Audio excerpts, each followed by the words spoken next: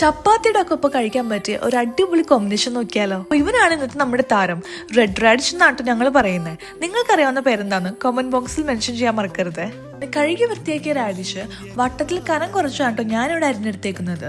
ഇനി നമുക്ക് വേണ്ടത് ഒരു സവാളയും ഇതിനാവശ്യമായിട്ടുള്ള 3-4 പച്ചമുളകുമാണ്. പാനിൽ എണ്ണ ചൂടാവുമ്പോൾ അതിലേക്ക് നല്ല ജീരകം ആഡ് ചെയ്ത് കൊടുക്കുക. ഇനി നേരത്തെ എടുത്തു വെച്ചിരിക്കുന്ന പച്ചമുളക് നെടുകെ കയറി ഇതിലേക്ക് ഇടണം. അതാണ് ഇതിന്റെ മെയിൻ ഹൈലൈറ്റ്.